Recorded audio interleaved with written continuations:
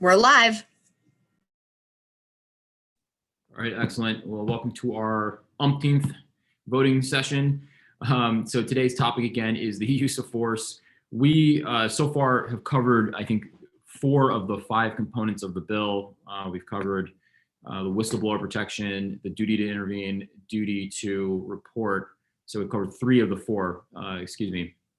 The last thing we need to cover before we circle back and start actually voting and adopting things is the use of force. So Jamie, if you could just, we're going to do a kind of a walkthrough of that 4th component of the bill.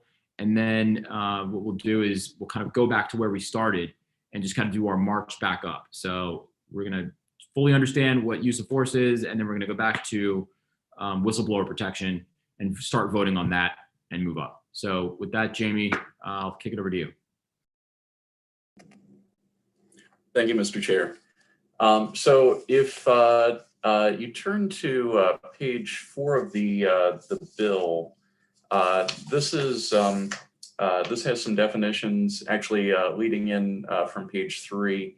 There are a fair number of definitions that are very specific in the bill. These include things like the definition for what is an imminent threat, what is lethal force, the definition of necessary force, definitions for proportional, reasonable alternatives, and totality of the circumstances are defined as well. The actual beyond the definitional language, the substance of the bill's requirements start on page 6, and it starts in subsection A with description of what a law enforcement officer can do with respect to the use of force. And it provides that a law enforcement officer may only use force when it is necessary force, when reasonable alternatives to the use of force have been exhausted, and until the use of force has accomplished a legitimate law enforcement objective. So for the use of force to apply, it would need to meet, or to be proper, it would need to meet those 3 elements: that it was necessary, reasonable alternatives had been exhausted, and only until the force had accomplished a legitimate law enforcement objective. Moving into to paragraph 2 of that talks about how force can be used. So it provides that a law enforcement officer shall immediately modulate force as the threat diminishes and cease the use of force as soon as the person on whom it is used is either under the officer's control or no longer poses an imminent threat of serious physical injury or death to the officer or another person, or the officer determines that force will no longer accomplish or is no longer reasonable and proportional to accomplish a legitimate law enforcement objective. Moving down into subsection B of this section, it provides the situations that a law enforcement officer cannot use force. So that would include, well, just to read from the bill, a law enforcement officer may not use, excuse me, this pertains to lethal force. Law enforcement officer may not use lethal force against a person unless lethal force is used as a last resort to prevent imminent threat of death or serious physical injury to the officer or person. The use of lethal force prevents no substantial risk of injury to a third person, and all reasonable alternatives for the use of lethal force have been exhausted. So I apologize, I mischaracterized that at the outset. That really is just the use of lethal force.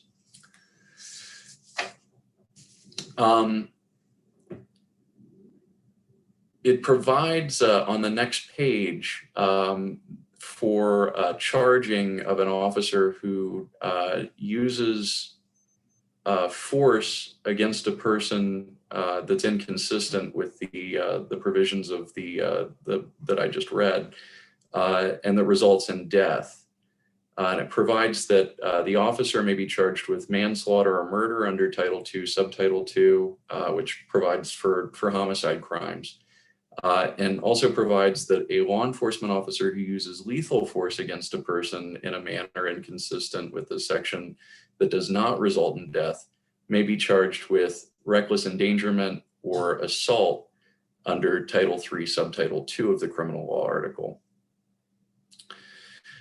Going into the next section, this looks at actually we've covered that yesterday. So I think that really summarizes the use of force provisions, and obviously that would be subject to the penalties that are found on page 8 of the bill. So that provides for an officer who either recklessly fails to act in accordance with the subtitle or who knowingly and willfully fails to act in accordance with the subtitle. Respectively, the penalties, in either case, it would be a misdemeanor, but for recklessly failing to act in accordance with the subtitle, could result in imprisonment not exceeding 5 years.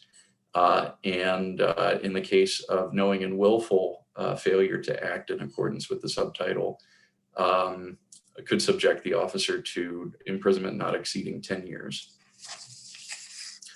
There is, just as a note to the committee, apart from the specific requirements of use of force, there are other provisions in the bill that start on page 8 dealing with local law enforcement agencies. These require that local law enforcement agencies establish, maintain, and implement policies and guidance for law enforcement agencies in relation primarily under what's covered in the bill, that being use of force. Yeah, I'll break there. Excellent. So we can take this two ways. I think we should let's have some discussion on this portion of the bill, so just people have just an understanding, and then let's go back and start where we go back to where we started and just start voting on things. So we can start off a little bit of the discussion here, and then we're going to start to vote on and discuss the components of the whistleblower protection. Then we'll do duty to intervene, duty to report, and march back up to use of force. Senator Lee, I'll give it to you. My apologies, I owe you a text message back or a call back, so my apologies have been ripping and running. But Senator Lee. Yeah, I'm sorry, Jamie. I got in late because my laptop fizzled, so I had to go get another one, okay? Anyway, which amendment, which one are you on? What's the number of it? Is it the one you just emailed us, or? No, the one that was emailed to you is a different amendment. Okay, is this one number 626/878-772/1? That's correct. I believe that's the one that the chair would. Okay, that's the one we're working on now, right? Okay. Right. Okay, thank you. That's all I need. Thank you. Okay, Senator West and then Senator Castley. Great, thank you, Mr. Chair. So I'm starting back at the very beginning. And the first thing that I came to after the preamble, I'm not sure why do we have to have preambles? I hate preambles. Hold on one second. Senator Castley looks like we can just talk right now. Just give me a second here. Just a clarification. I'm sorry, Senator West. I don't mean to cut you off, but I thought we were looking at the original bill, but we're not. I missed some kind of intro here somehow. We're looking at an amendment to the bill? No, we should that he did go over the amendment to the bill, but let's build off of just the bill. So we should be discussing the bill right now. That's the basis of discussion. Okay, because I mean the amendment, which I believe is by Senator Carter, is a substantial change to her bill. Yeah, that's what Jamie. Yeah, so he explained that what he explained was the bill. So Sure. Even though he was feeding off an amendment, he was just talking about the bill language. The So bill. let's- So yeah. so we're discussing just the bill now, because just a second ago we said what, in response to Senator Okay. Lee's question, we Yeah. said what amendment are we working off of? And we gave a number, but we're not working off that amendment. We're just working off the bill, right? Correct. That's exactly what Jamie, like we discussed. Yeah, that may have been my misunderstanding. Mr. Chair, I thought I'd heard you say that you wanted to talk about the whistleblower protections and other provisions from the amendment yesterday. So here's what we're going to do. Yeah, I'm totally confused. Okay, got too. it. Okay. So here, Yeah.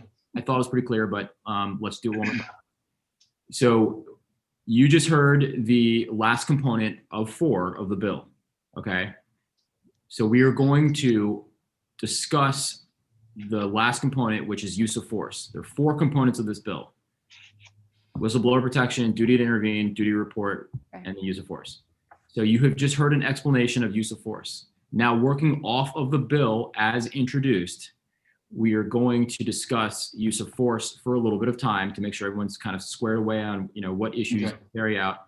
And then we're going to start where we began, which is the whistleblower protection, and start voting. Okay. Thank you. Yes.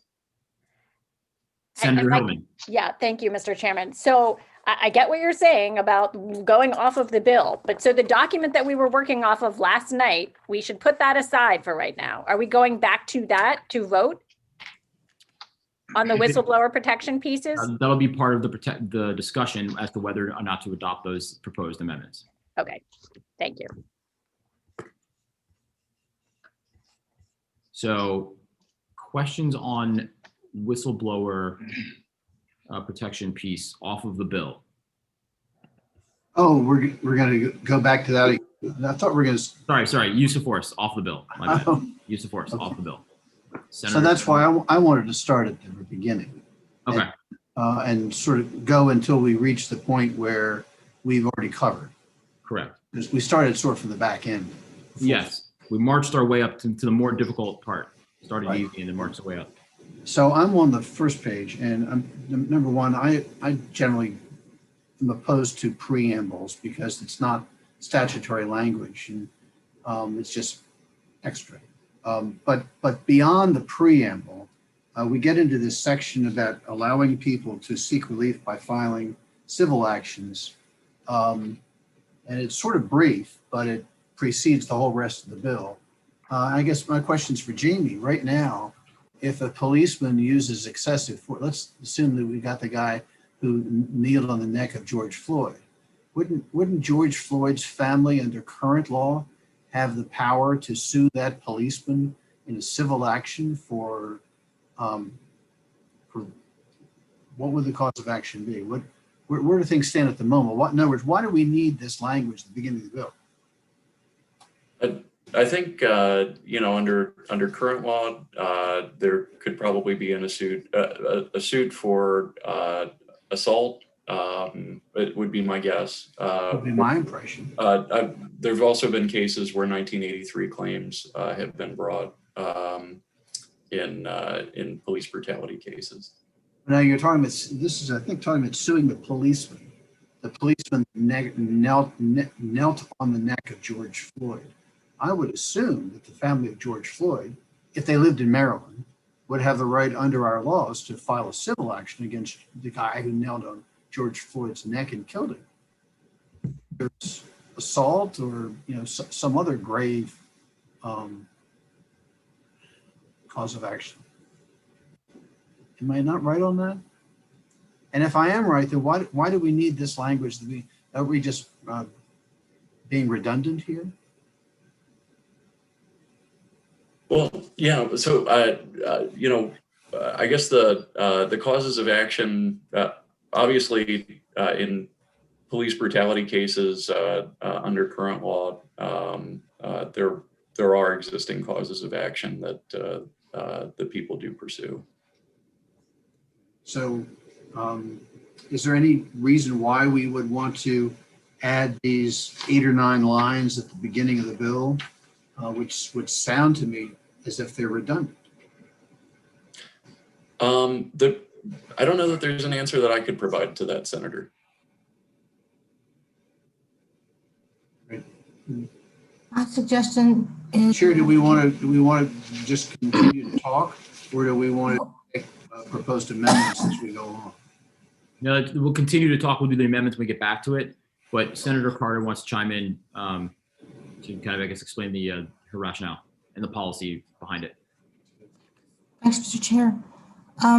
So under your causes of action for common law, civil causes of action, yes, someone could file a claim.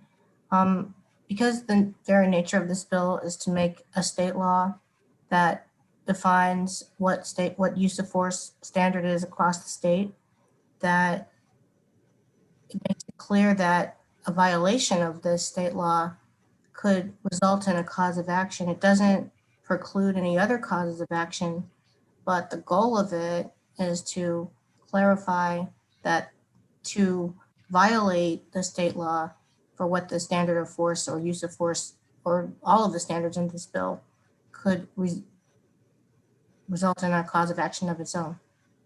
Well, then how does that work? So if I represent the family of George Floyd and I want to file civil action in Maryland, would I file a 2-count complaint?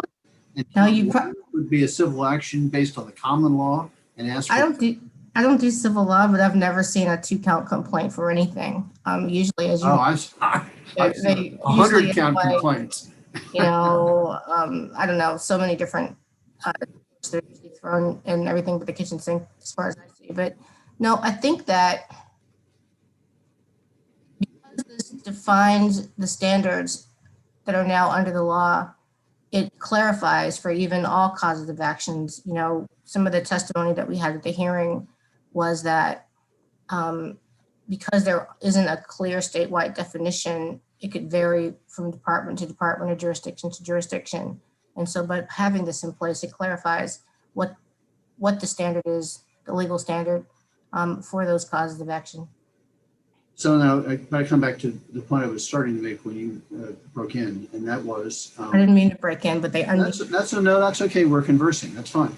But the point I was beginning to make is, would a plaintiff's lawyer representing the family of George Floyd file a multi-count civil action against the policeman, whatever his name was, and count 1 would be the common law right that they would have to sue, and then they would ask for damages, and then count 2 would be this civil action which you're creating here, and would ask for the damages the second time. Is that what you have in mind?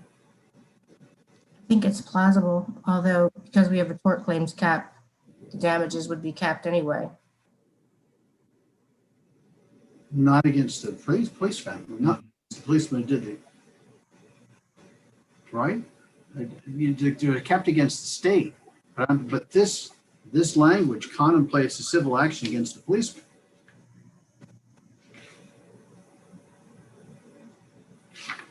Okay. I won't belabor it. I think we can go on. I'm going to do that. So Senator Cassidy was next, but then Vice Chair Wallstreicher, then Senator Jackson. Just addressing this piece that Senator West is dealing with right now. I'm going to limit my remarks to that piece. Maybe we can move on from there later. But I mean, currently, if you bring an action for a violation of civil rights anywhere in the country, the standard is the same for police brutality. And certainly it's the same in all jurisdictions in Maryland, and the plaintiff will be able to pick which court it wants to file in. But and if you want to know how effective that is, there's been quite a number of very high-paying lawsuits filed on behalf of folks who were claimed to have been abused by the police. The latest, the biggest one that we recently was the one out of Baltimore City, where the city settled in advance of the lawsuit for, I think it was like $20 million or something. So if you want to know how much how effective that law is, and how much jurisdictions throughout this state take that very seriously, you look at that. I mean, they were settling before the lawsuit was filed to avoid even that. So I'm not sure why we need to have a new standard. It's a pretty effective standard, and nobody that I know of has said that there's a big hole in Maryland law that somehow shields officers or even the county governments and municipal governments in a fashion that is insufficient to discourage them from allowing their officers to either be poorly trained or to engage in excessive use of force. So I share Senator West's concerns on this particular piece. Not sure why we need to delve into this at this time. Thank you. All right, Senator Walsh-Rager. And so I just wanted, while we're here, wanted to express concerns about 10802 B Arabic 1 Roman 2. So this is the provision that disallows the use of lethal force where unless it presents no substantial risk of injury to a third person. And so police officers often have to make difficult decisions, unholy decisions, lesser of two evil decisions. These decisions philosophically were discussed on 9/11, but you can imagine them happening on a frequent basis in a less dramatic context. So for the mass shooter in Las Vegas or a school shooter, sometimes the benefit to taking out the shooter outweighs the risk of those around them because the damage that the shooter can do with weaponry that can kill many very quickly. And so I worry about this provision because it criminalizes a decision to take a risk that may benefit the most people in the circumstances in front of them. And I wouldn't want to do that as a matter of moral choice. And I certainly wouldn't want to do that as a matter of practicality, where an officer may require themselves to second guess themselves in a mass casualty event by risking the few in order to save the many. So I just wanted to point out this particular provision and why it is both morally and factually problematic to me.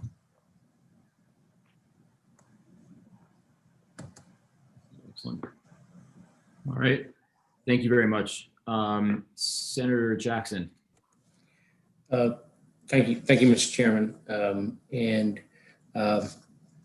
Senator Walsh-Rager spoke to the provision I was looking at initially, and obviously, as we discuss this more, I will continue to have a challenge with criminal penalties where the prosecutors have the ability to charge a person if they step out, if they commit a crime. So just want to register that as we move forward, but I will echo Senator Walsh-Rager. Thank you. Excellent. Thank you. Senator Castley. Thank you, Mr. Chairman. I thought we were just dealing with that first piece, so I'll just go ahead and express my concerns on other pieces of this bill. First would be on page, well, I told about my first one. My next one would be on page 3 regarding de-escalation tactics, which the bill later states that an officer has to engage in de-escalation tactics. The challenge of that is, well, let me preface this. So the challenge we have in trying to set forth the use of force in a statute like this is that you're not just dealing with the constitutional rights of the person being arrested, the person being seized. We're also dealing with the constitutional rights of the officer to stay alive. So the state has said, officer, go in there and risk your life.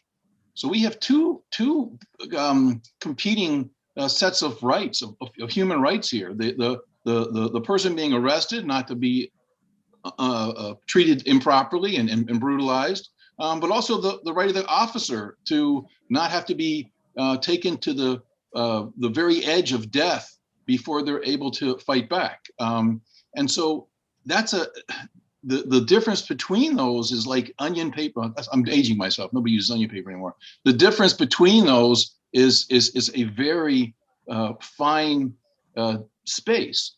And it's difficult for us to wade into that because the Supreme Court has already occupied that space of defining whose rights are where. And they've come up with a really clear standard. And the really clear standard is that the officer's actions are gauged by those of an objectively reasonable officer under those circumstances, the totality of those circumstances. Did they act inappropriately? Did they use force that was reasonable? Did they react in an appropriate manner? And the court even said, the court said, the test for reasonableness is not capable of precise definition or mechanical application. And the reason is it's sort of like, I think Senator West may have alluded to this before in discussing this bill, that it's sort of the pornography definition, that I don't know how to define it, but I can tell you when I see it.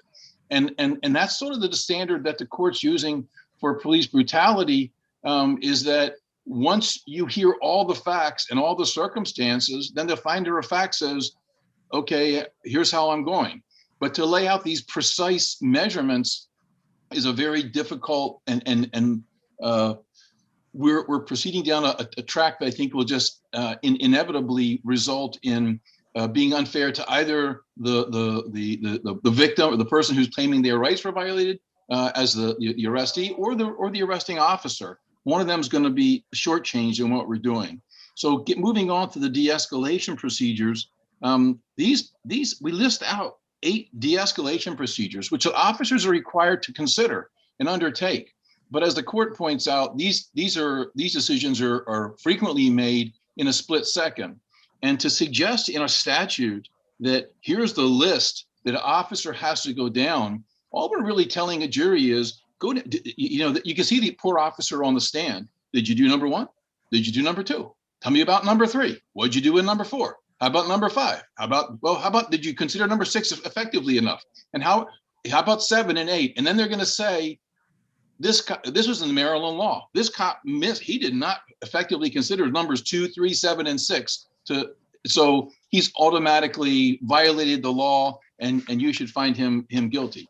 Moving on from there, we talk about on page 4 imminent harm, and it says here that imminent threat does not include the mere fear of future harm, no matter how great the fear and no matter how great the time or how great the likelihood of the threat. So what we don't know here is future. So does that mean that the guy literally has to be pulling the trigger and maybe the bullet's about to leave the barrel before the officer is able to say, now it's imminent? What is that standard? Does the officer have to say, well, I think my death is like less than 30 seconds away, so now I can react? Or can they go down do they have to go down to 10 seconds or 1 second? Where do we parse that out? How far, what is imminent? Because I mean, I got to tell you, someone who's had people pointing guns at me, I felt imminent the moment I saw that person raising a weapon. I felt like I didn't need anything beyond that. I see you gesturing a weapon towards me. I felt like that was imminent enough. Now, some people much more gutsy than that would give the guy a chance to get a beat on you. And to me, I didn't need that to be imminent. So that's a real challenge there. Is, how gutsy does a cop need to be? Do they need to be Clint Eastwood's, or can they be more towards the Barney Fife side in the spectrum here? And of course, if we want all Clint Eastwoods that are totally gutsy like this, I'm not sure how we attract those people when we're going to sue them to death. But so then moving on to page 5, we talk on line 19 that it says the totality of the circumstances. And it's nice that we're looking at the totality of the circumstances, but that means all credible facts known to a law enforcement officer. I'm sorry, you just pulled up onto a scene. You're not judging credible facts. You're reacting. You're assessing very quickly. So now a jury's going to go back and say, well, that wasn't a credible fact that you considered. Yeah, but you considered it, and it scared the heck out of you, and you reacted. But it's not a credible fact. And it says a credible fact that could have been ascertained through visual observations or audible mechanisms. We're telling cops literally, we're putting in a statute and saying, here are the 5 senses you need to use, and go through all of those to decide whether your observations are credible. And then we're going to go back and we're going to reverse engineer this and look at all 5 of your senses and say, well, you know, actually that didn't smell right, and you should have touched it a little bit more firmly. Then you go on to page 6, and it talks about the law enforcement officer shall, it's page 6, line 9, that the law enforcement officer has to immediately modulate the degree of force they're using. In my book, until that person has completely surrendered, the officer has no business modulating their force. Once they cry uncle and lay flat, then it's all over. But until you've reached that conclusion that this person isn't gonna, I mean, look, I wrestled in college. You're wrestling and you're putting pressure over here. You sort of, you know, as soon as you get the guy a little bit off kilter and think you've relaxed over there, then you do something else. It's all faking, and the cop's not going to know when the force is modulated enough to say, oh, he's actually quitting now. I mean, yeah, he's leading you into a false sense of security. Then he's going to reach over and pull your weapon out and blow your brains out, or take his finger and gouge your eye out, or bite your nose off, or something really cool like that. And then we go down to to the bottom of that same page, look in line 21. It says lethal and excessive force is a last resort to prevent imminent threat of death. So now I'm not really sure where we're going with this, because now that's going to be judged by what standard? I don't know. Is that the reasonable officer standard, or is that a whole different standard now when we're talking about use of death or bodily injury? And then to say it's a last resort, that means I got to go back and go through all those other de-escalation things. And if I miss one, then I've screwed up. And so somehow now I'm going to be prosecuted because I missed one of the preliminary 7 steps or 8 steps before I went to the last resort of use of force, even though I had to make all this decision, these in a split second, a split section of thought. And then it says that the lethal force presents no substantial risk of injury to a third person. I mean, look, you'd hate to kill a third person, but you know, oftentimes if you're out shooting on a range, you always look behind it. You never, right? You're looking at a target, and then you say, this bullet is going to go beyond that target for another mile. So what's behind the target? And you look and you make sure that when that bullet misses the target by 5 feet and then continues to go, it's going to hit dirt, and nothing but dirt. But a law enforcement officer comes up on the scene and they're scared. Somebody's threatening their lives, and they take a shot. It reminds me. I remember there was a famous case of a law enforcement officer in Maryland who pulled up to the scene and saw the guy with the gun to the woman's head, and he just pulled his pistol out and took one quick shot and nailed the guy in the head and killed him. It was a 1 in a million shot. They would have had him standing there, and maybe everybody would have ended up dead. Then we have to use all reasonable alternatives. Moving on to page 7, we say that on line 3, a law enforcement officer who uses force against a person in a manner inconsistent with the section that results in the death may be charged with manslaughter. So law enforcement officers can already be charged with manslaughter and murder and everything else under the sun. So I'm not sure why we want to have a different standard for charge. I mean, it's there. The law is there. Cops get charged. It happens. They get charged with all kind of crimes. So we're going to say, we're going to hold you to a different standard now, because while, you know, Mr. Civilian can only be charged with murder if he does one thing, a cop who's trying to do the right thing has a different standard. They can be charged with murder. And I'm sure that's what we're doing here. Otherwise, why would we say it? Unless we're creating a new standard for charging cops with murder or mayhem, why would we even put that in here? Because there's already a law. It's well-established black letter law about what the standards are that you would hold a cop to charge it with murder or assault or battery or anything else. So I just have to assume we're changing that, and that's why we're putting it in a whole brand new law. And I have a deep problem with having one standard for charging cops with murder and another set of laws for charging anybody else with murder. On page 7, line 12, it says, in this section, excessive force means physical force that under the totality of circumstances is objectively unreasonable. So what I don't know is objectively unreasonable to who? The average juror who's never held a firearm in their life, who's never had to go out in the dark of night, who's never been a police officer. I don't know who this is objectively reasonable to. Same thing in B. it says law enforcement officer who knows or reasonably should know that another law enforcement officer is using excessive force. It talks about, we're sort of getting this now, sort of this third guessing here. I'm supposed to, this law enforcement officer didn't intervene, and they objectively should have known that the other officer's objective reasonable interpretation was not reasonable, and so they're being charged for not. This is just really out there to try to put the reasonable on top of the reasonable on top of the reasonable. I don't know how you possibly put that in the law. It just seems sort of bizarre to me. So I guess in the end, just sort of summarizing on these provisions, we've got law. We've got black letter law. It goes all the way up to the Supreme Court. Everybody knows what it is.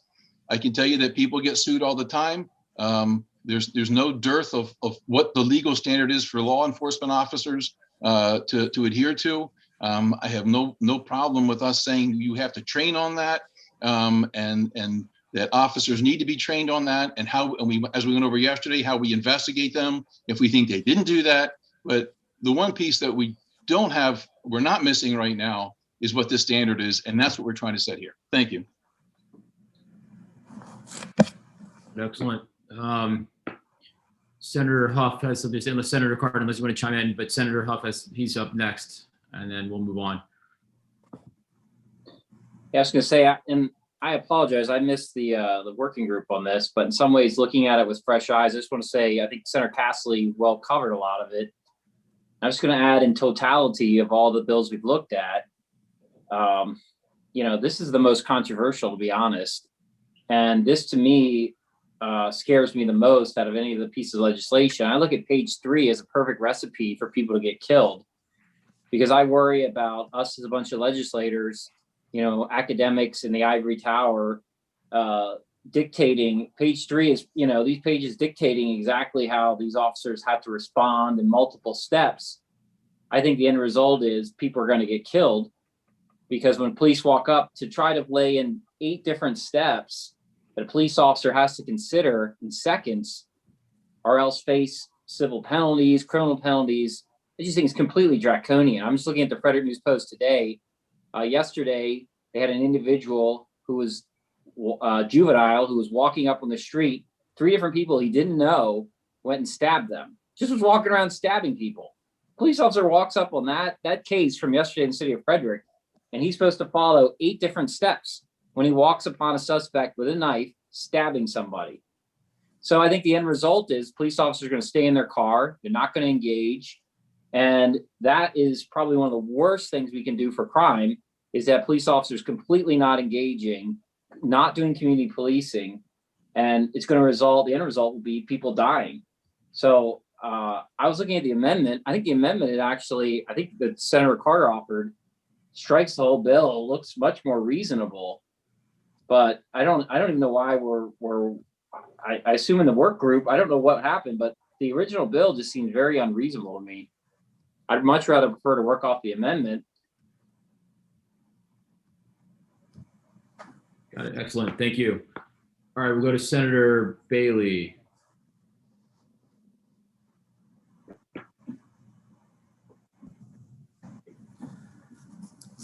So thank you very much, Mr. Chairman. As far as my thoughts or concerns about this, as I turn the page, I keep thinking that I'm going to see, well, the police officer needs to shoot the defendant in the knee, right? Got to shoot him in the leg. Takes me back to Lethal Weapon when I see things as ridiculous as what is written in these papers. We have training, we have standards, we have statutes, we have court decisions that are based on years of tried and true tested methods. If we have problems with those statutes or those court decisions, then we should look at each one of those and say, okay, the issue with what we're doing right here, this is how we could potentially fix it. But to come in with something like this when we're talking about, and if we start and we go back to this imminent threat, does not include the mere fear of future harm, no matter how great the fear and no matter how great the likelihood of the threat. I have no idea who wrote that or how you would ever get somebody to try to understand that is a police officer. It's either an imminent threat or it's not. This is very clear as we move through with the standards and the training. There are times when we address training that is of significance. And I'm sure Senator Jackson will back me up on this. When I first started, when we worked, we were taught to rush in to an incident if there was an imminent threat. Whether you were one officer or there was 2 of you or 10 of you, the first person that was there went in to deal with it as best they could do. Then things changed and we were taught a little differently. It was taught wait until you get additional officers so you can control the scene. And then the tragic Amish shooting in Pennsylvania, right above the Maryland line, where they executed those children while police officers were right outside the door. That was horrid, right? They were waiting to get more people. They were waiting the situation out, but yet those people were torturing and killing those innocent children. That completely changed police methodology across the country. And then some of the school shootings that we have had in the past, we need to get in there and deal with it as quickly and as efficiently and as effective as we can. And we can't put all this doubt in somebody's mind that is going in to address this problem. Can I, can't I, what can I do? If you see an imminent threat, you have to deal with it. You have to be trained to deal with it. This is not, police officers are going in to make decisions that they will be judged on the rest of their life for. We cannot come up with a whole multitude of checklists that we have to go through all these ridiculous issues that there's no way they could meet these when they're trying to save people's lives. But I'm not exactly sure how we go forward with this. I would suggest that that to try to get through this, the easiest way would be to pick the parts of the current law and the current standards that there seems to be an issue with, and we discuss those rather than just starting from scratch with this piece of paper that completely changes all the rules of engagement and all the training that has been taught in the past. Thank you. Excellent. Thank you, Senator Bailey. Senator Carter, do you want to chime in here, and then we'll go to Senator Jackson. Just a couple of short points. Starting with the last thing first, we don't have a current use of force law, so there's no current law to start with. So this purpose of the bill was to create a statewide law, and we're in a minority of states, as we've discussed, that doesn't have one. Because we have force use in epidemic proportions in multiple jurisdictions in Maryland, it is important to have a statewide standard set in law that goes beyond just individual law enforcement policies or even beyond a statewide policy set by the Police Training and Standards Commission.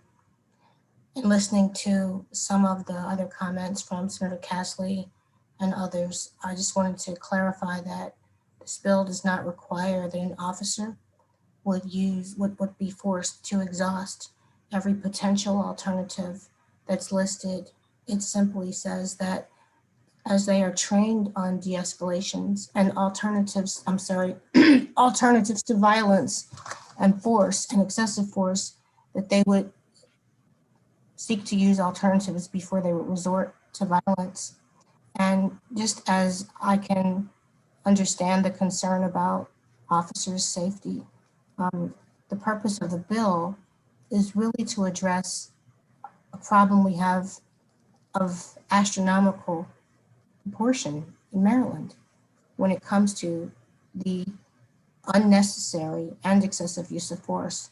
And so if we want to go through the bill, as Senator Bailey suggested, and, vote on amendments or non-amendments, and I too, believe it or not, share a little confusion about the current state of the bill and where we are with the bill, the interlineated copies and the amendments. But I think that what I'm hearing, although certain sections are being pulled out, I'm hearing a lot of philosophical disagreement with the idea that we even need the bill, or contention that we're trying to micromanage policing. I don't agree with that, but if we want to talk about specific amendments or vote on something up or down, I mean, I'm assuming from what I'm hearing that most of you, Bailey, Castley in particular, have talked the most, and Huff, you probably don't need to believe that we need a bill at all or a law at all. And if that's the case, fine, but we have something before us and we should look at it based on the sections and the amendments that we have before us. Great. Thank you, Senator Carter. And just to be clear too, so after this part, we kind of go and do the use of force. We've heard some of the critique comments, but then we're going to essentially, I'll mute you, don't worry. Then we'll go to an amendment, which Jamie was talking about before. We'll go back to this amendment, which is the chair's amendment that consolidates all those ideas into one bill. And we'll start walking back from the whistleblower protection piece. But Senator Jackson, go ahead. Floor is yours. Yeah, thank you, Mr. Chairman. Hold on 1 second. Sorry, Senator Castley. Mr. Chair, just to expedite this, could Jamie, while we're talking here, email out? I mean, we're not in our offices. I don't have everything. If you could just email out that, what we got out was we had 2 amendments that were emailed to us this afternoon, but they did not, I don't believe they included the one you're talking about. Could the staff just email that one out to us so we can pull that up and be ready with that when you start? Correct. And so just to be clear, the amendment that you're going to get, that you're about to get emailed, makes no substantive changes. It just consolidates a number of ideas. I mean, that's fine. I just want to be able to talk to it, we'll talk about it by page numbers and line numbers, I assume, and it would just be helpful to have that in front of us. If they don't mind just emailing that out, because I don't have it. Okay, great. With me. We'll make sure you get it. Thank you. We're talking about the amendment that we were discussing yesterday, just so. Yes, that's the consolidated, all those ideas consolidated. Yep. Okay. Thank you. Jamie, that's 8787721/1. Roger. Okay, got it. Senator Jackson. Thank you, Mr. Chairman. I'll just speak on a couple of things and then I'll wait until we go through the amendment. But we have some of the concerns about the language in the bill. And again, look, I am not opposed to a statewide use of force. Statewide use of force language. I'd like to work with the sponsor of the bill on some of the language and the expectations, of the reasonable expectations. And I think maybe I shouldn't have said reasonable because I think we've been bantering that around all week. But the expectations that what we literally expect an officer to do, who's been, not everything is routine by an officer, or an officer comes across it. They're called in. They're called because someone needs someone on the scene. And when they get there, they've got to figure out what's going on. You have the call that comes over the radio. You get on the scene. Obviously, it's a chaotic circumstance. How do we get it? How do we de-escalate it? How do we get to the point where we bring some resolution to control the situation, not necessarily controlling folks? But there's a force continuum in place. And yes, there is no statewide use of force policy. And I mean, let's work toward that.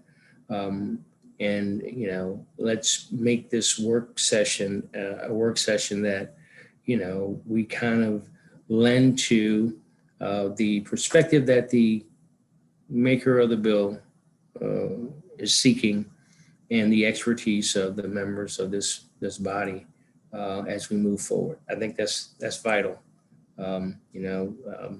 You can't have folks, look, you're going to do what you're trained to do, period.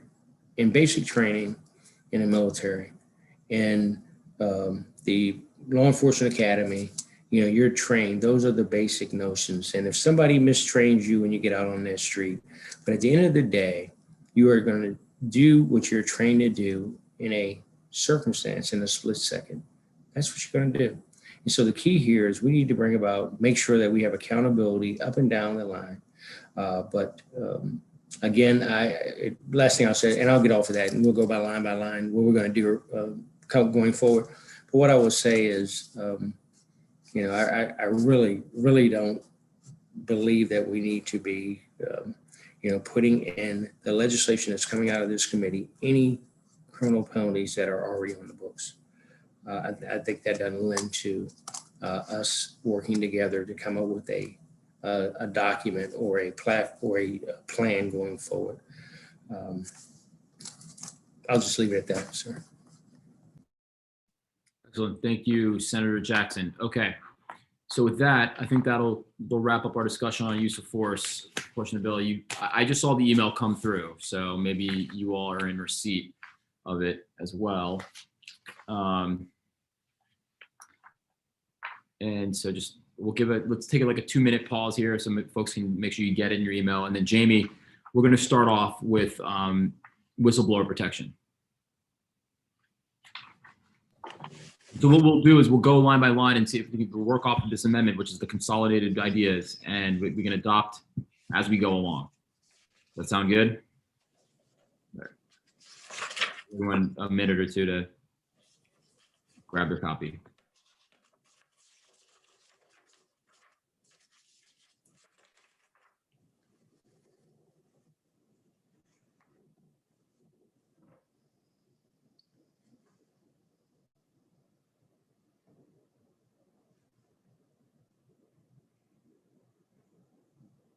So just let me know when you'd like me to start, Mr. Chairman.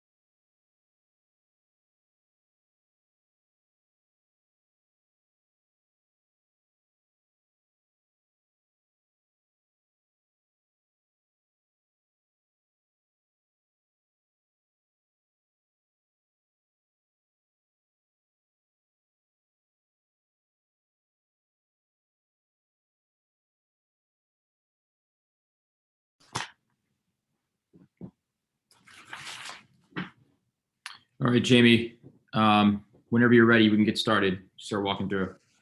Sure. So if you're looking at the amendment, and this is amendment 878-772/1. Excuse me.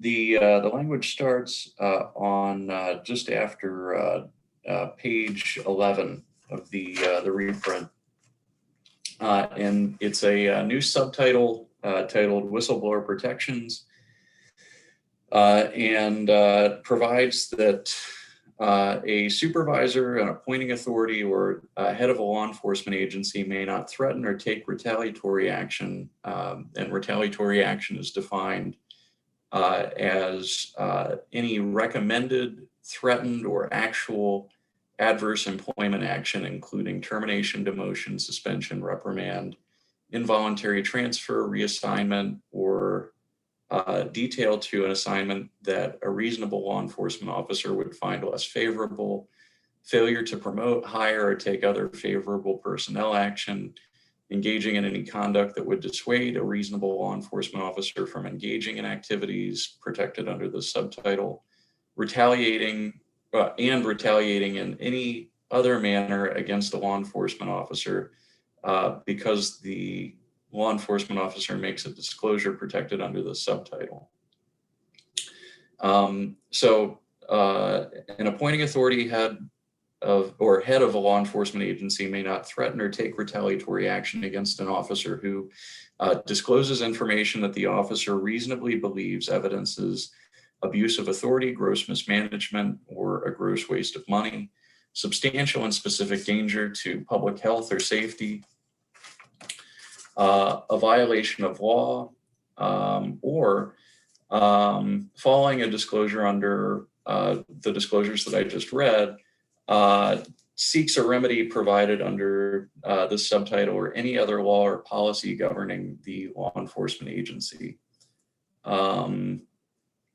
So it also provides for disclosure of otherwise confidential or prohibited from information that's prohibited from disclosure. That's on the next page. It's subsection B, and provides that that information may be made exclusively to the Attorney General. It would need to be in writing and contain the date of the disclosure, the name of the officer making the disclosure, the nature of the alleged violation, abuse of authority, mismanagement, waste of money, or danger, and if possible, the date or range of dates which the alleged violation of law, abuse of authority, mismanagement, waste of money, or danger occurred. We discussed this yesterday, but in the next section, 3804, it provides for situations that an officer would be required to be provided with a copy of the subtitle. And then in 3805, there's a burden shifting in subsection B, and I'll just read it. In a civil action brought under subsection A of this section, which provides for the law enforcement officer to seek equitable relief or damages, if the officer demonstrates by a preponderance of the evidence that the disclosure of information was a contributing factor in the alleged retaliatory action against the officer, the law enforcement agency has the burden of proving by clear and convincing evidence that the personnel action would have occurred for legitimate reasons, even if the law enforcement officer had not made the disclosure. Further in that section, it provides for relief, and also provides that if the trier of fact determines that the officer is entitled to equitable relief, in a civil action brought under this section, the court may order the removal of any related detrimental information from the officer's personnel records, order the law enforcement agency to reinstate the officer at the same or equivalent employment with any applicable benefits and seniority rights, and award the law enforcement officer statutory damages, which are provided earlier in that section. There is a provision that, and that's just the sort of the wave tops of that section.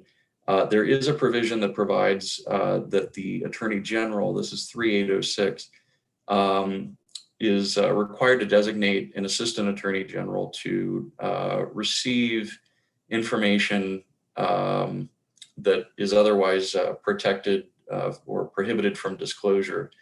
The AG, that Assistant Attorney General would be, or excuse me, the Attorney General would be required to investigate each allegation of illegality or impropriety and take appropriate legal action. And I'll stop there.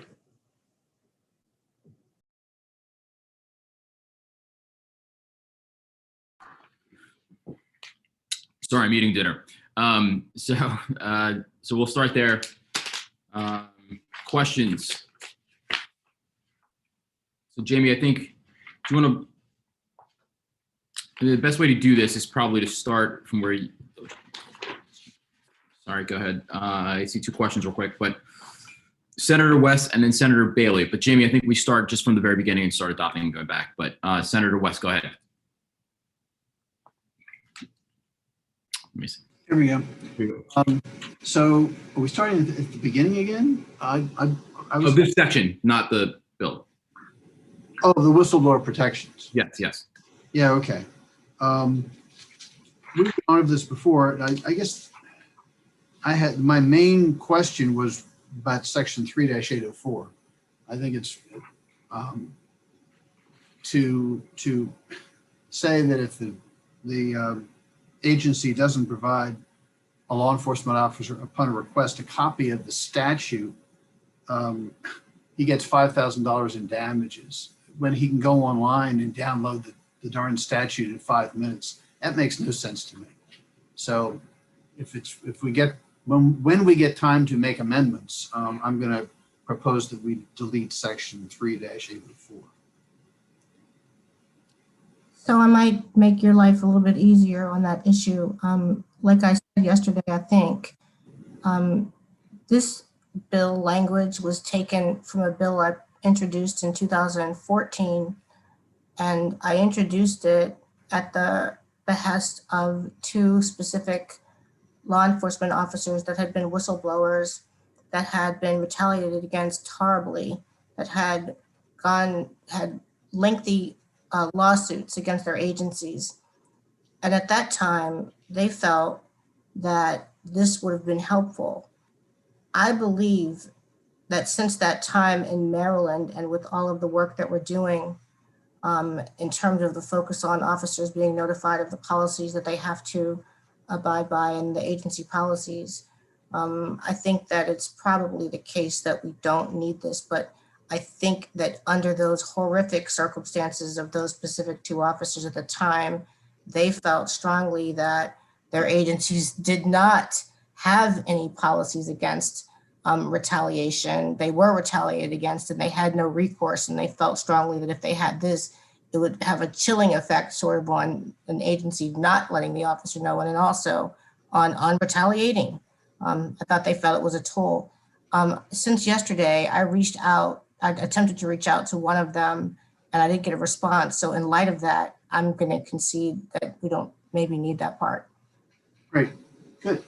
Excellent. Well, let's stop right there, Senator West, real quick. So let's do this. Let's adopt the whistleblower protection section, which is sections 3-801 through 3-806. And then we'll take your amendment to strike this portion, and we'll consider that. Is everyone okay with doing that? Adopting section 3-801 through 3-806, which is the whistleblower protection piece. Okay, everyone's good. Thumbs up. Okay, great. Now the motion is then to strike out 804.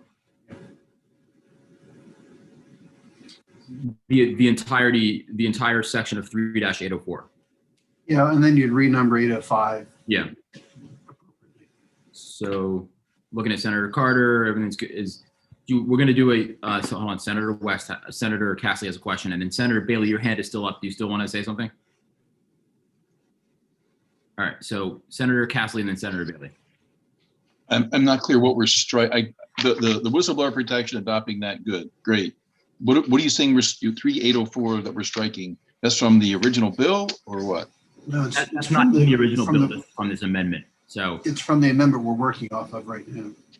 So So we're going to strike out on this one. We're doing 3801 through 3806, but we're striking 3804. correct. Right. We had to adopt it to strike it. If that makes any sense. We could have just imported all the other sections, but we just did it this way instead. Okay. Gotcha. Thank you. All right. Do we need a roll call on that, or is everyone comfortable doing No, that? but we still have Senator Bailey, I think. All right, Senator Bailey, it's open. The amendment is still open. So Senator Bailey, go ahead, chime in.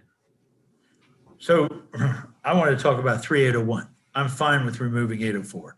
Okay, well, let's finish this vote and then we'll go to your concern at 801. Okay. Is everyone fine adopting Senator West's amendment, striking section 3-804? Okay, everyone is good with that. Just give Sandy a second to record that, but Senator Bailey, go ahead. So when we start talking about the whistleblower protections on 3801, as we come down, I read number 3 and I look at failure to promote, hire, or take other favorable personnel action. So first off, I would think for this to happen, I don't understand why the word hire is in there, because they would already be working, right? Secondly, when we talk about promotions, each department has a promotional policy, at least all the ones that I'm familiar with. And quite frankly, if somebody is a whistleblower and they're in a competitive process to get promoted, is the fact that they were a whistleblower and they didn't get promoted, does that mean they have grounds? So that all of a sudden they're able to say, well, I was a whistleblower and there was 20 of us going for that promotion, but because I was the whistleblower, it was grounds that I didn't get promoted and somebody else got promoted. I don't think that is what we're trying to, at least I hope that's not what we're trying to say.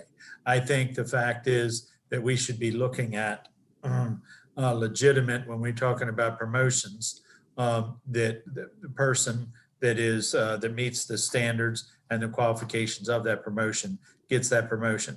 Just because somebody was a whistleblower, and by the way, how long does this last?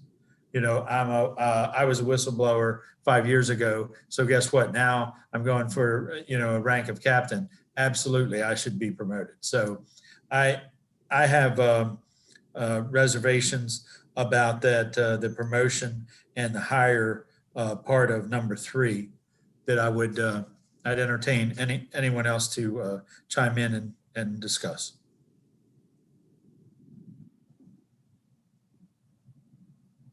All right, excellent. I want let's definitely respond to those concerns, but Senator Lee has a question really quick.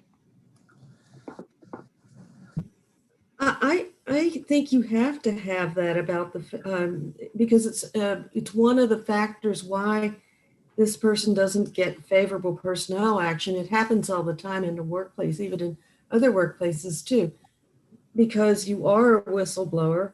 It doesn't mean they have to hire you, but it's because you're a whistleblower that you weren't ever considered for any favorable personnel action.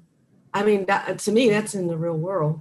I mean, anyone else want to offer anything on that? That's, I mean, I used to do some employment law, and that was one of the retaliatory action, is that someone did not ever get promoted because they may have said something in the line of a whistleblower. So does it give them, if they're not promoted, does that give them grounds? It's not giving them grounds. It's just one of the factors that they cannot use. They cannot use the fact that they were whistleblowers to deny them any favorable personnel action. What is it? It doesn't say that. It says failure to promote. I was a whistleblower. I competed in a promotion policy. You didn't promote me. This is what this says. Well, I see it in a different way. I see it that's using the whistleblower from the fact that he was a whistleblower from ever getting a favorable personnel action. That's how I see it. I don't disagree that the fact that if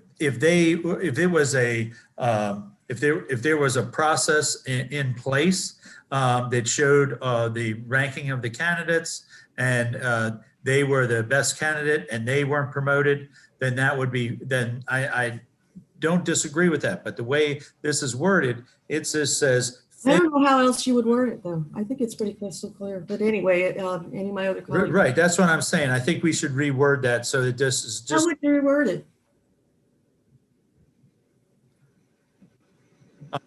Senator West seems to have his I mean, hand. there are other when you have I think I can- Senator West, please, I'm talking. Yeah, I'm sorry. Okay.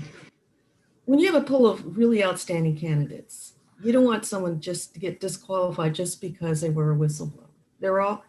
I think there's going to be other factors that they will consider when you have a pool of candidates for a personnel action where there's a promotion or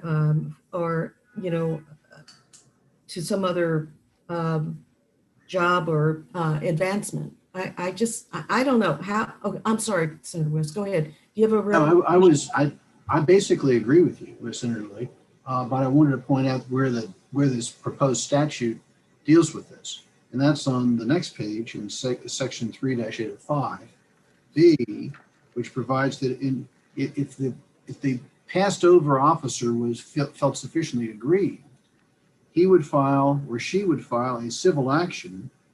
And it says if the law enforcement officer demonstrates by a preponderance of the evidence that the disclosure of information was a contributing factor in the alleged retaliatory action against the law enforcement officer, then a law enforcement agency has the burden of proving by clear and convincing evidence that the personnel action would have occurred for legitimate reasons, even if the law enforcement officer had not made the disclosure.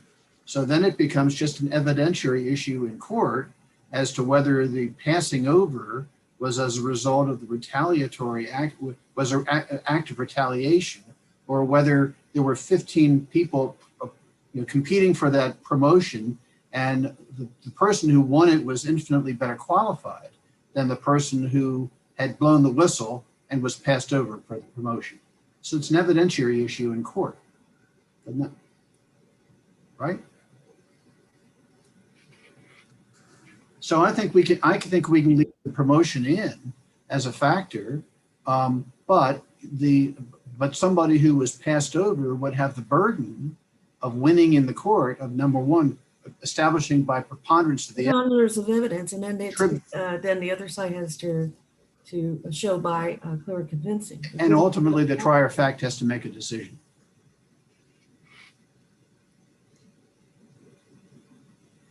Excellent. Okay.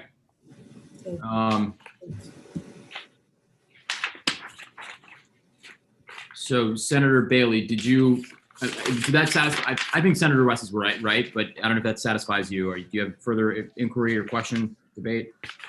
So I guess I go back to my original. If you had two people that were both whistleblowers, there was one position, one of them gets promoted and the other one doesn't. How do we say they both have grounds? Because this says failure to promote. If a person was a whistleblower, then then the way I read this, failure to promote says you got to promote them.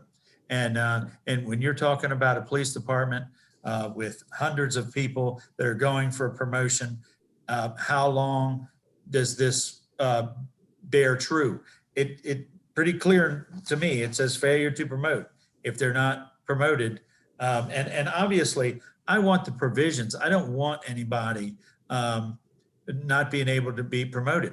Remember, I had this situation occur in a police department that I worked in, right? I did end up testifying against an administrator. There was no doubt about it, but I competed evenly. Whether they held that against me or not, I competed, right? I think that's important. I shouldn't have been able to say, well, because I did that, I get promoted right up the ranks. I don't agree with that.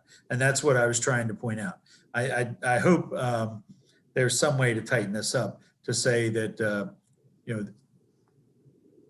that it's not just a failure to promote, because a failure to promote is just that. I was a whistleblower, I didn't get promoted, I've got grounds, now I'm taking you to civil court. You have to prove why you didn't promote me. That's going to be very detrimental to everybody that works in that police department and the standards and the practices of how they're, what they're doing.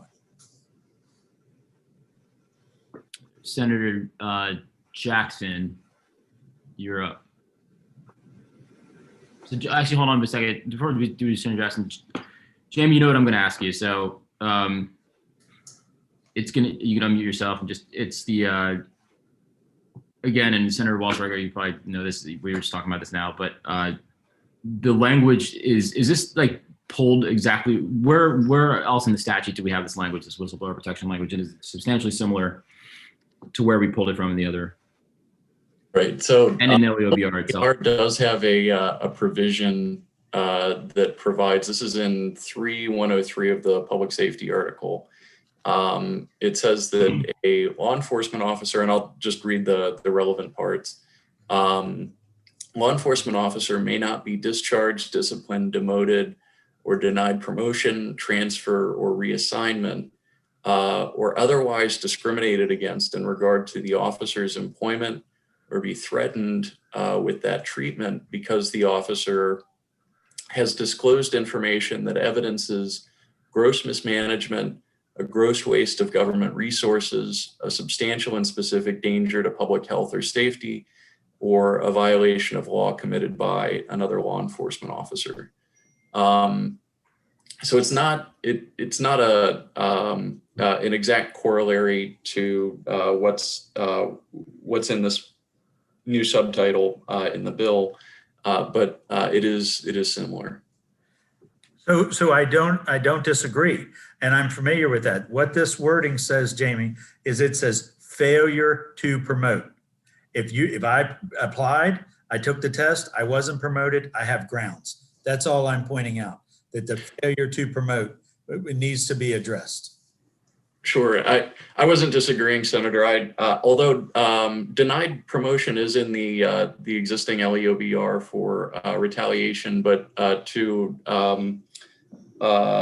one of the words that's in there in the bill that you had mentioned was higher, and that is not in the current LEOBR. If I can just chime in on this one, because I understand where Senator Bailey's coming from, and I think it's easily correct or easily remedied, his concern. If we go on in that section, the line, this 3803A, the last line, it says a law enforcement officer who, and just replace who with because the officer, and then colon. So you failed to promote because they did those things, and it's not just the coincidence that these things happen. I understand where Senator Bailey is coming from, but if it said because the officer or on account, right? It's a causal relationship between the retaliatory action and the failure to promote, right? So if it's because of or on account of something along those lines, and I think it would fix what Senator Bailey's concerns are.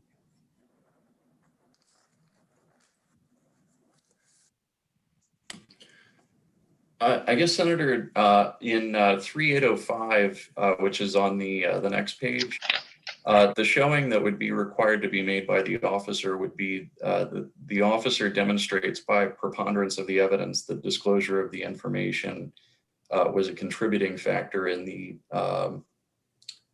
alleged retaliatory action. So that, I think what's being discussed is because it's the definition of retaliatory action, that might be the causal language that that you're looking for, but I'm not sure.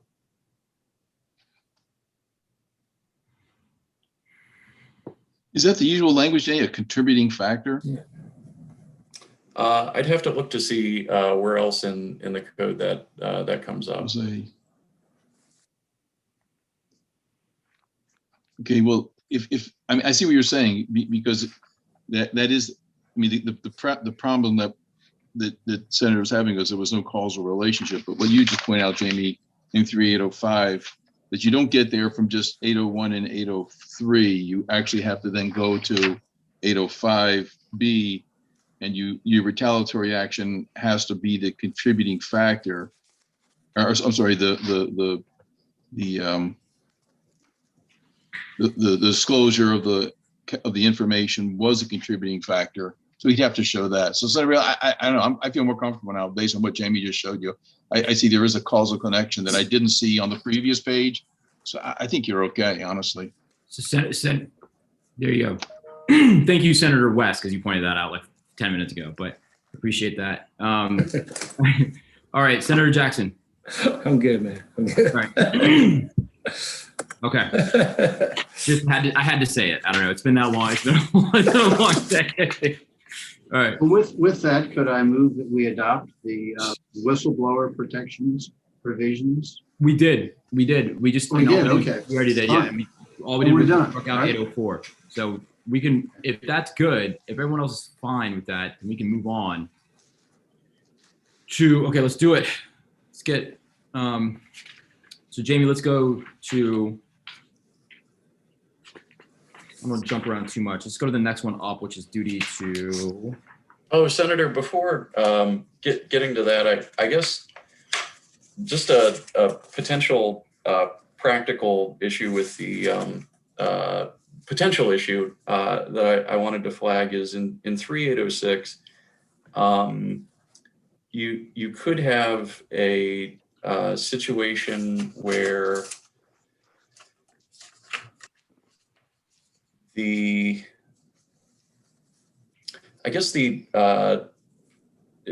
the Attorney General is in a position under this subtitle, and I'm trying to look for the provision that I'm thinking of. Sorry about that, Jamie. I forgot to ask you about that. You know that I can't find it right now, but if I find it again, I'll flag it for you. No, I think it's so is it right above section 804 that we struck? The pages aren't numbered, so I can't give you a page number, but you're talking about the Attorney General is made exclusively to the Attorney General in writing, contains the date, disclosure, his name. You're talking about, is that what you're talking about, Jamie? Hey, Don.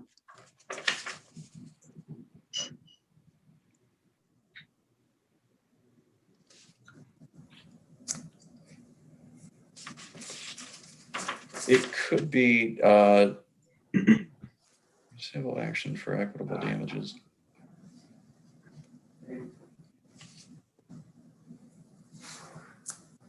You receive a call from an Eric Bowman from Councilman Sidney Harrison's office. Okay. I try to. Hot mic. No pun intended. Oh, come on. That was a good joke. Come on. All right. There you go. So I guess the situation could come up where so the Attorney General represents the state in legal matters, but I guess in 3806, it seems like you could have a situation where, in representing MSP in the matter, you have a whistleblower who works for MSP, just as an example, and the AG is required to receive that information from them and investigate the allegation of illegality or impropriety, but then I suppose could be in a position where they actually come back and, in representing MSP, have to prosecute or seek to prosecute the whistleblower. So their representation of MSP could conceivably conflict with investigating on behalf of the whistleblower.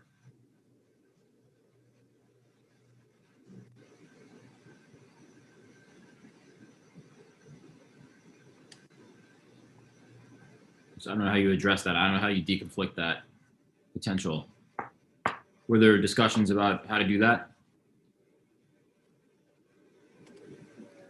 Well, I guess there are other prosecuting agencies that, theoretically they could send things to, the Department of Justice or, other prosecuting agencies. I do want to flag, in the current LEOBR, I think there is a provision that deals with providing some information to the Attorney General, I want to say. If you give me a minute, I might be able to find that provision, and maybe that might be something worth looking at. Okay. Well, otherwise, I mean, we're not going to finish this entire Sure. bill tonight, so we may just want to flag this, get some research, and when we come back, we can have that conversation then. Sure. I'll just make a note of it. Yeah. All right, let's go to duty to. I'm trying to see what's up next in the amendment.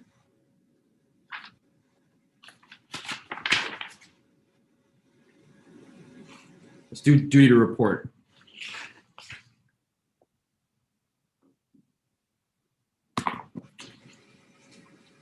Where's that?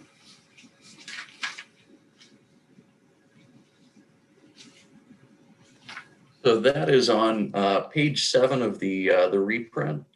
It says that a law enforcement officer, this is the new language. Line 23. Existing language of the bill did provide for law enforcement officer who knows or reasonably should know that another law enforcement officer has used excessive force to immediately notify the officer's supervisor or other law enforcement officer of the other law enforcement officer's use of excessive force. But there was another bill that the new provisions came from in the amendment that provides that law enforcement officers shall report the conduct of another officer to the reporting officer's supervisor or the chief of the agency that employs the reporting officer if the reporting officer has actual knowledge that the other officer has engaged in. And there's a list of offenses or acts that they would need to report: homicide, use of excessive force, sexual crime in violation of Title III, Subtitle 3 of the Criminal Law Article, theft or related crime in violation of Title VII, Subtitle 1 of the Criminal Law Article, perjury, fraud or related crime, or tampering with or fabricating physical evidence. There was a question yesterday about the timing of this and when it would be required, and I did look into it. The requirement for mandatory reporters under the family law article uses the word immediately, and that's the word for timing that's used in the provision that mandated reporters would need to report child abuse or neglect. So that I just wanted to flag that as an answer to a question that had come up yesterday.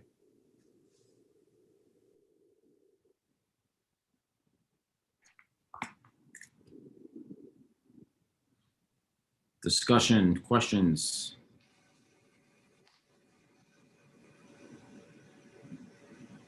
Senator Sidnor, and then Senator Carter, and then Senator Bailey. Just curious what section 10804 is getting at in terms of providing medical assistance.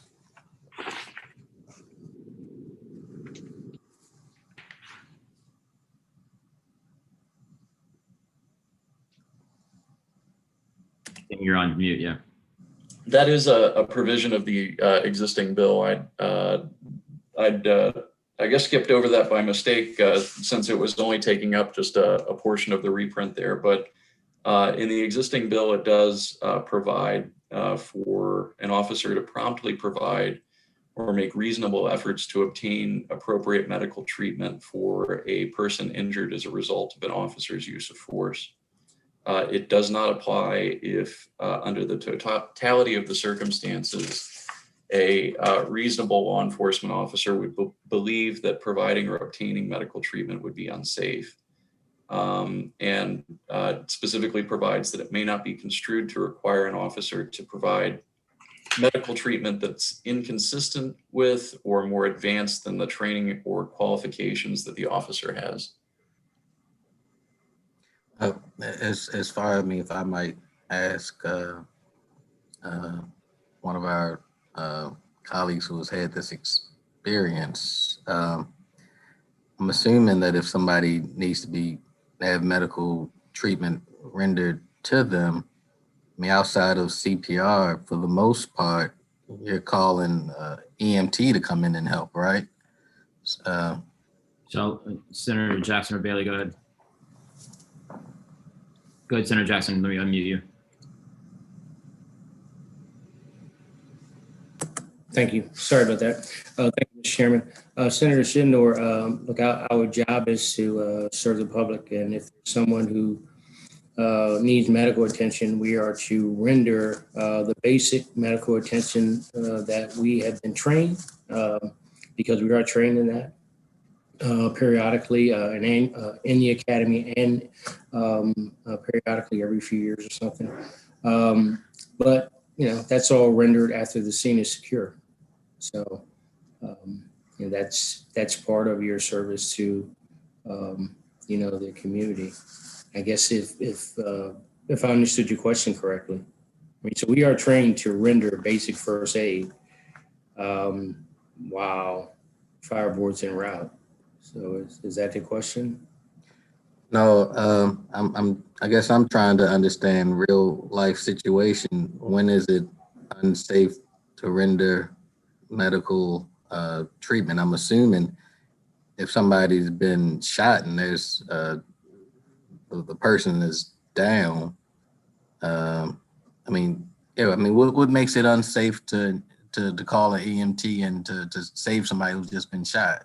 Well, if rounds are still being fired, if the scene is not secure, if you don't know who shot the individual, or if there's an active shooting situation, officers are trained to render first aid as soon as the scene is secure.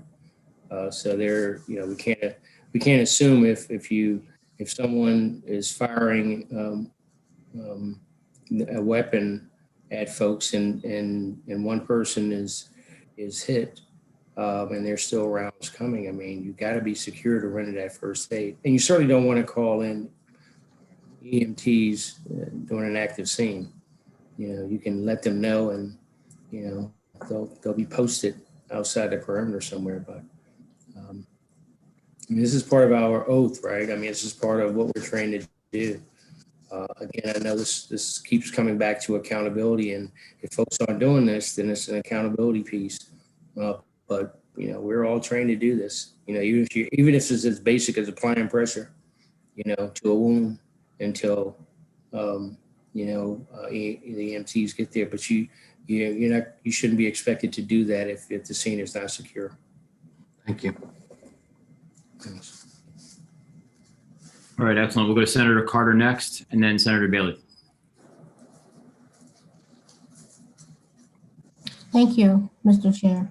The Senator Sidwell skipped us, I think, to the next section, but the provisions that were added, I would just point out to the committee, even though they're very important provisions and they should be included in the law, they're technically not dealing with the use of force, which is what this statute is. And so, I agree with them. I'm just pointing out that they don't apply to the statute. You might want to consider moving them somewhere else, or we could just keep it here wherever you desire.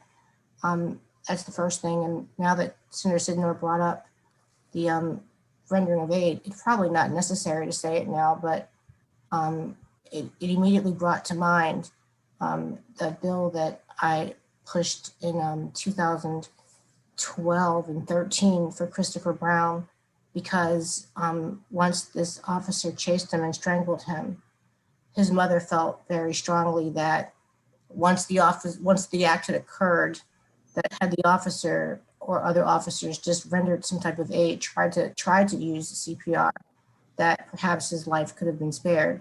And so that's why in that bill, we shored up that training that Officer Jackson just talked about on the life-saving skills, including CPR, to make it once free at the beginning and then at least once every 2 years. Gave him the number here.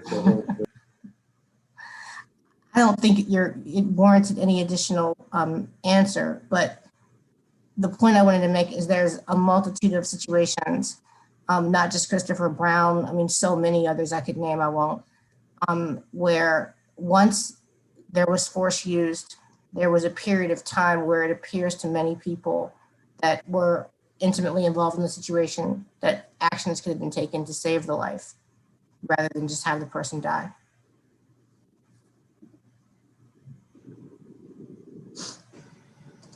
So, I mean, the first thing is, though, do we want to keep the stuff in there that's not use of force? Do we want to expand the character of the bill?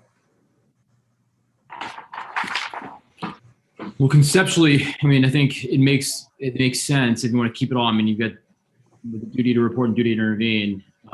So now it conceptually makes sense to me. But Senator, so we got Senator Bailey first, and then Senator Castley, then Senator West.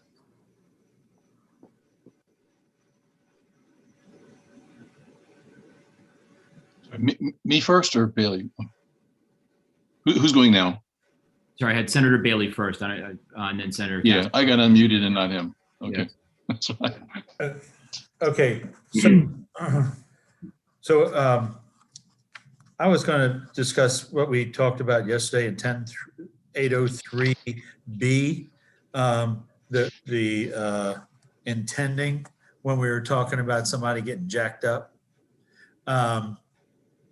But do you want to stay with the topic you're talking about right now, or is it appropriate to go forward with this?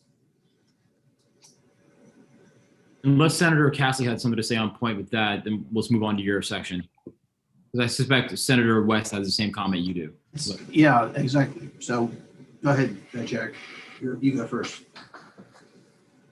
Okay, so when we talked about B yesterday, and we talked about the, if a law enforcement who knows or reasonably should have known that another law enforcement officer is using excessive force, right, or intends to use excessive force. And the way that was described was the fact that if somebody, two officers sitting in a car, then one said that they're going to go down there and jack somebody up. Well, I have a lot of reservations about the fact, because no matter where you are throughout the state and in different parts, different words mean different things. And if you use, especially if it's profanity that you use, we're going to go down there and jack somebody up. As I said, I never had that happen, but I don't know what that means. And I don't know the intention of somebody else when they would make a comment like that, of what the definition is to that term or to a term, right?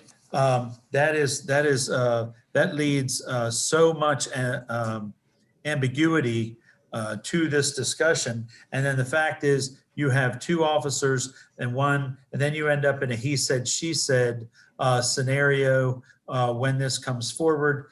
The fact that or intends to, when you don't know what somebody intends to, I mean, there's a different standard there.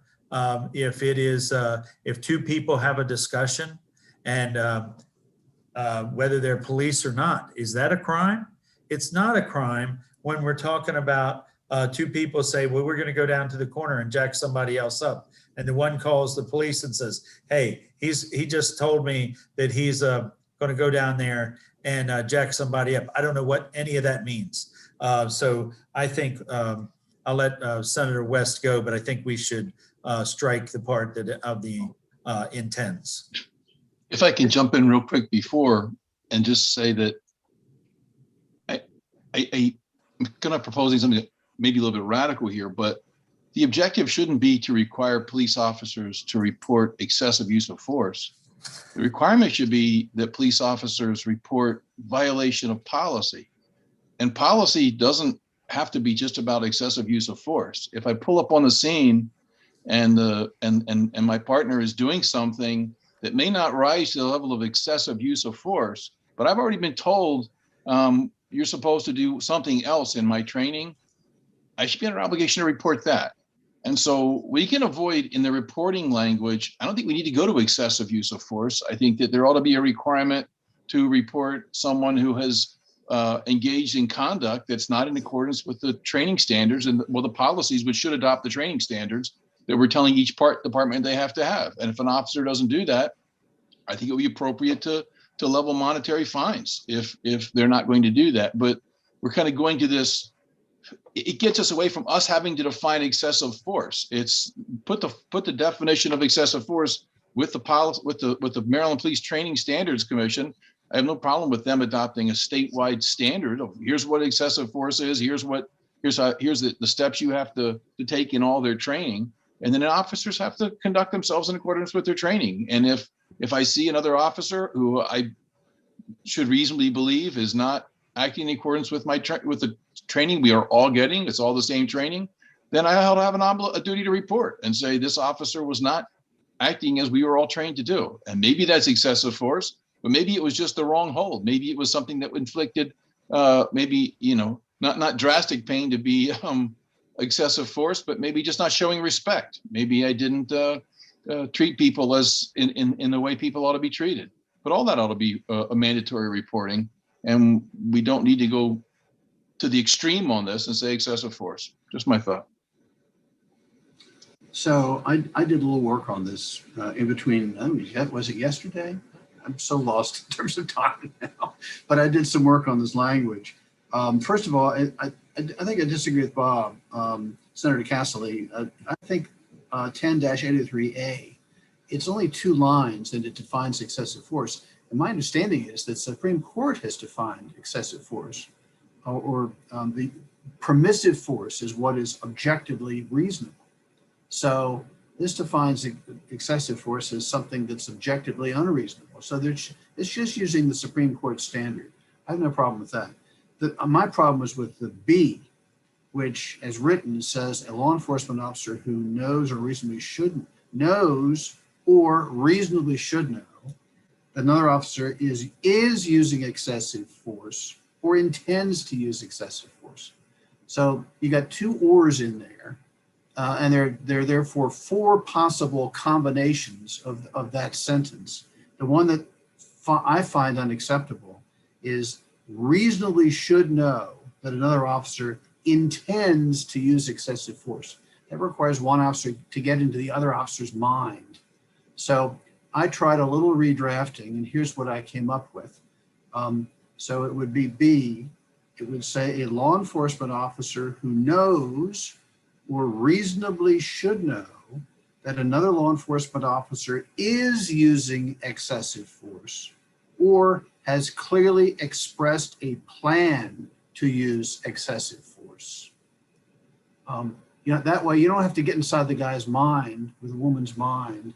It's the words that the person used that connote that excessive force is planned. I could accept language like that, whereas the existing language I have a hard time with. Why did you use the word plan and not intend or intent? You could rephrase it. The key, I'm just wondering. The key is that it has to be clearly expressed. So if you want to change the word plan from intent or something like that, that's fine. But what I want is the clear expression.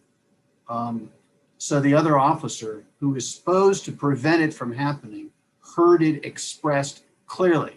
So jack somebody up, I don't know what that means. That would not be in my mind a clear expression. And since this is supposed to be subject to a criminal standard, you'd have beyond a reasonable doubt. I'd have a darn hard time concluding that beyond a reasonable doubt, someone who said, let's jack him up, had clearly expressed a plan to use excessive force. Okay, let's hold that open. I want to grab Senator Huff, and then I'm going to come back to Senator Carter, see what her thoughts are. I just wanted to second where Senator West is going, because I had the same concerns about how you would determine intent. I think what he laid out is reasonable. Senator Carter, then Senator Casserly. Thanks, Mr. Chair. I appreciate Senator West's efforts to tighten up the language. I have no problem with most of what he said. I do have a problem with limiting it to the clear expression, because I think that's too narrow of a term. And I just want to point out some other areas of the law where we can infer intent, and it's not nearly as evident as it would be in many of these situations. You know, we have the inference that there's an assault with intent to murder based on whether the person has a weapon or whether the gravity of the assault. We infer intent. We have intent to distribute based on a quantity of drugs. We infer because of the quantity, not an overt action from the person, but the quantity itself tells us, well, there's an intent. And so the reason that I'm concerned about limiting it to that clear, overt expression in the circumstance is because I think that too many other potential situations could be excluded, such as where there's been habitual or a culture of these kinds of activities, and there's no necessity, so to speak, of the person to express, I'm going to go F that person up. Maybe you all know what that means. If you don't know what jack up means, I was trying to be nice and appropriate for our hearings, but our work group. But it's not always have to be expressed that way. It can be body language. It can be, head nods. It can be other things. And I wouldn't want to exclude them. And we don't exclude them. We don't exclude them in other areas of law. And so I get it. I really do understand that you're worried that someone won't report an anticipation of something happening because they don't understand it. But I don't believe that's a real problem, because I believe that they explain the situation and they're not going to be charged with the violation. Hey, I didn't know what jacked up meant. He said he was going to jack him up. I didn't know what that meant. It's not in my vocabulary. Never heard of it before. Okay, maybe that's enough to cause you not to be in violation. So those are my thoughts on that. All right, Senator West, I want to give you a chance to respond. My virgin ears. Actually, I forgot to take down my hand, so I was just going to let it lay there. I continue to have a problem with language in a criminal statute which says reasonably should know that another person intends to do something. It requires the first officer to get into the mind of the second officer, and I have a problem with that. Sorry.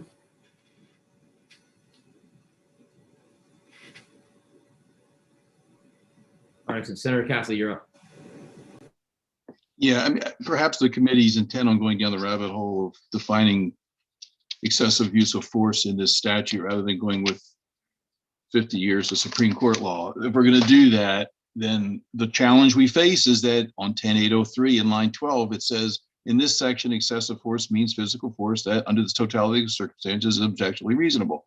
If we're going to do that, unless we're going to have unless the law is going to be less favorable to police officers in Maryland than it is in the other 49 states, then we would have to say things, for example, that excessive force means physical force that under the totality of circumstances as apparent to an officer on the scene is objectively reasonable to to a reasonably trained law enforcement officer. I mean, it's all this detail that's not in our statute, which means our people have a different standard. We're creating a different standard because all those little words matter a whole lot. Who are we judging this by? And that's why doing this putting it in statute is we have to be very cautious in this, because you're now giving Maryland police officers less discretion, holding them to a different standard. And who are you comparing them to? And I'm not sure why we think that we need to do that. I vehemently disagree with Senator Carter's description that Maryland, I mean, the problem mean, you actually said that we have basically the unnecessary use of force is at astronomical proportions throughout law enforcement in Maryland. And I'm not seeing that. I haven't heard that testimony outside of proffers in here. Are there instances of police brutality? Yeah. Are there instances of use of governments having their pants suit off when that happens? You bet you. Are there instances of police officers going to jail when that happens? Yes, there are. So there's the laws are all there. And it's a matter of enforcing and making sure stuff happens. And I thought the purpose of this whole exercise with all the various laws on policing we're doing is just simply to provide for greater transparency, that we're not saying that the laws aren't there to deal with this. We're saying we want to make sure the evidence comes forward. We're doing that. We're doing that in a lot of areas. I think 3/4 of this bill now that we're looking at does exactly that. We're creating it, making it, a little bit fair in the disclosures and stuff. I'm not gathering why we want to have a different standard for use of force. If that's not our intent, then we really need to tighten this up and look at exactly what the standards are, because these aren't them. These are not them. We're setting our police officers up for the big fall, and they're going to get into court. They're going to get their pantsuit off of them. And every one of these little words matters a whole lot in a lawsuit. Thank you. Thank you. All right, so we'll go to Senator Bailey. So look, we're gonna, I'm trying to decide what we're gonna do schedule-wise, but we're not gonna go for much longer here tonight. But it's been a long day for a multitude of reasons. So we're gonna end here in about 5-10 minutes. Tomorrow night, it looks like we got to wrap this up tomorrow night after hearings. We've got 8 bill hearings tomorrow. So it looks like, and I don't know what things are going to look like. We're going to be in person or just doing this. So we'll have a few more minutes of discussion, but we'll pick up here. We'll conclude here shortly, just so everyone knows. Senator Bailey. Thank you.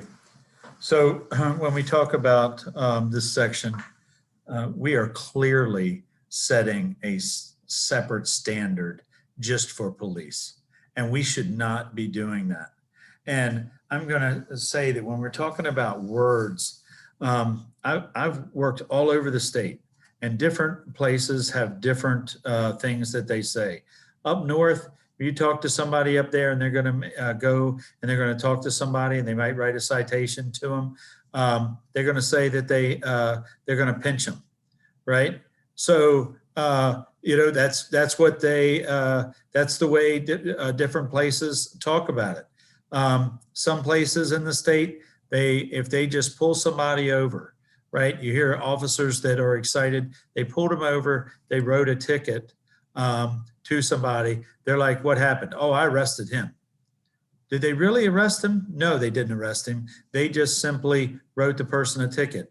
But it was a figure of speech the way that they spoke about it. So the fact is that we are going to make this separate standard is unfair. It does not work. It will not work, and it will not allow people to even speak openly to their partner in the car with them.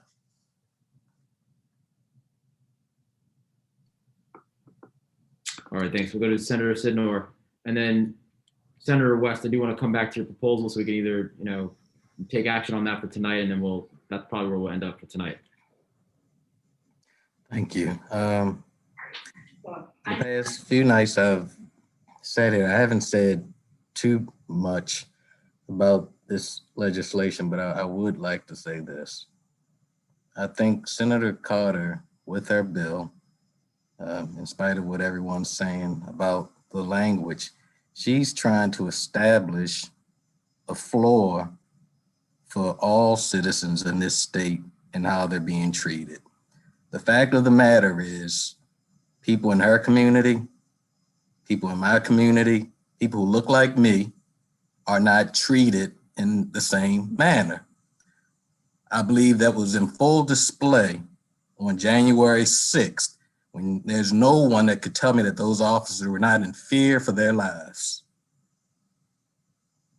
But yet you saw in all hundreds of those folk who stormed our Capitol, there was one fatality of someone who came and attacked those law enforcement officers. Yet, there was a report that had just come out about the young man in Ohio who was doing nothing but walking down the street and was accosted by police, harassed, injected with some medicine, and died a few days later. So if you don't like the words, I mean, fine, let's work on the words, but my thing is there's a problem with people who look like me getting an unnecessary use of force. And that's what we're trying to solve here. You want to diddle and daddle with the words? Let's diddle daddle with the words. But obviously something is not working. And I've tried to be quiet, but it's bothering me. That's all, sir. Appreciate the commentary. Thank you for that. All right, we're going to move on to Senator Huff who has a question, and then we're going to go back to Senator West, and that'll be the last action we take tonight.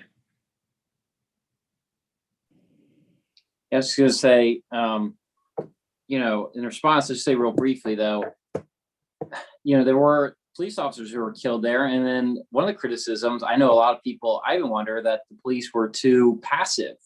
And that's what I guess the criticism and the worry with creating this. If you look at January 6th, the worry is that police were too passive and weren't aggressive, pushing back enough to the point where police officers let themselves be injured and killed. So that's why I want to be very careful with what we draw up here.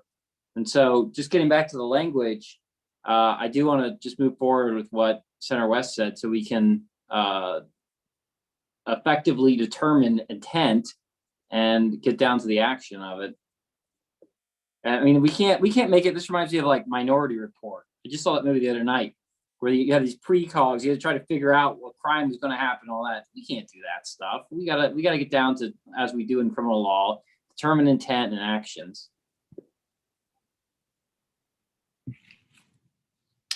All right, Senator West, go ahead and explain once more, and then we'll look into it. I just want to say, if I can be satisfied on Beth's language, I'm fine with both sections 10.803 and 10.804. This is my only hang-up. So I would take out the word intends in the third line of section 10.803B. If everybody can see where I'm talking about, and replace that word with the following words: has clearly expressed an intent. Taking the chair's suggestion, then I substitute intent for plan. So it would read, a law enforcement officer who knows or reasonably should know that another law enforcement officer is using excessive force or has clearly expressed an intent to use excessive force, etc.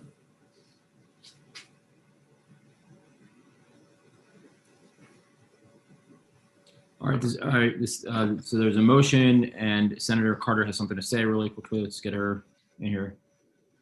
I'm sorry, I apologize. I missed, there was a motion. I would urge to vote against the amendment.